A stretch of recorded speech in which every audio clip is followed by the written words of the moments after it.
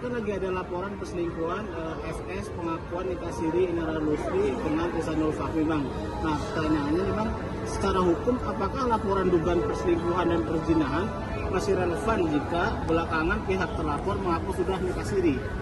Ya artinya begini, bahwa siapapun boleh melapor. Yang ini kan yang melapor adalah istrinya daripada siapa namanya? Ihsanul itu ya kan, Ihsanul itu melapor dengan istrinya dengan pasal perzinahan. Artinya bahwa siapapun melapor bisa saja kena. Jadi ya kan ketika itu masuk dalam laporan dan itu adalah laporan perzinahan, ya kan saya rasa bisa dilaporkan walaupun dia menikah siri. Karena nikah siri itu tidak dikenal, ya kan nikah siri tidak dikenal. Kenapa sekarang melakukan nikah siri?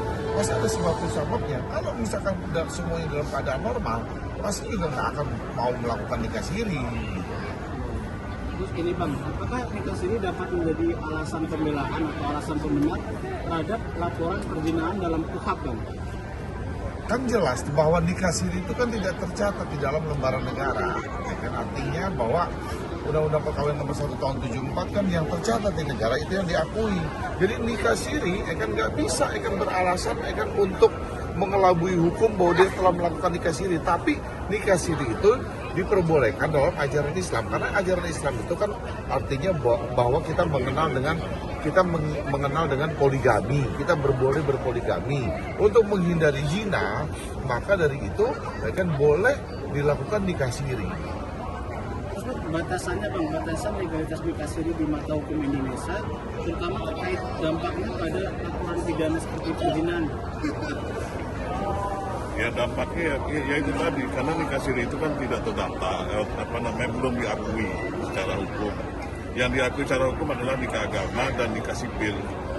Nah nikah agama seperti apa? Seperti yang tercatat di dalam KUA, sipil juga seperti yang tercatat dalam akta sipil. Selama itu tidak ada dan tidak diakui oleh negara, ya kita anggap itu berzina. Kalau si pelapor itu ada ikatan pernikahan dengan si terlapor itu sendiri. Ada lagi nih Bang, jika salah satu pihak nih, dalam hal ini nih Ihsanul ya Bang ya, dia itu masih berstatus suami orang Bang. Apakah nikah siri dengan Inara dianggap sah atau justru memperkuat unsur dugaan perzinahannya Bang? Pengertian sahnya ini dilihat dari mana dulu, gitu. Seperti yang tadi, nikah siri itu kan untuk menghindari adanya zina, gitu kan. Nah, karena untuk menghindari adanya zina maka diberikan ruang untuk melakukan nikah siri secara agama, tapi tidak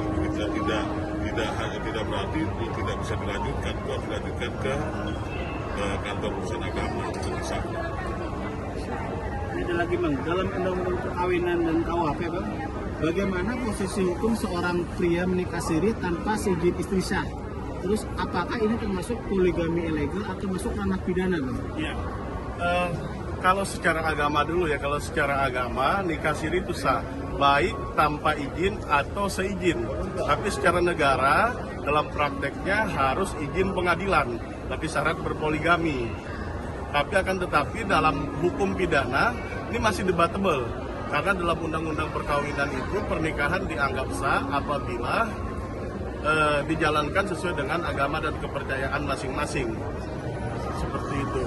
Oke, pertanyaan terakhir nih Bang, apakah pengakuan nikah siri dapat menghapus unsur pidana atau tetap berpotensi dijerat pasal perzinahan karena tidak tercatat di negara? Ya pasti berpotensi lah, kan iya, karena pernikahan siri itu kan tidak tercatat. Jadi setiap istri yang bila mana atau setiap suami melihat terjadinya perselingkuhan itu, lalu kan mereka bisa menemukan bukti-bukti, kan lalu dikuatkan dengan saksi, kan masuk dalam pasal perzinahan. Jadi nikah siri itu tidak membantu kan dalam penerapan hukum pidana. Jadi sekali lagi, kan kalau bisa kan tidak nikah siri, kenapa bisa nikah siri? Oke?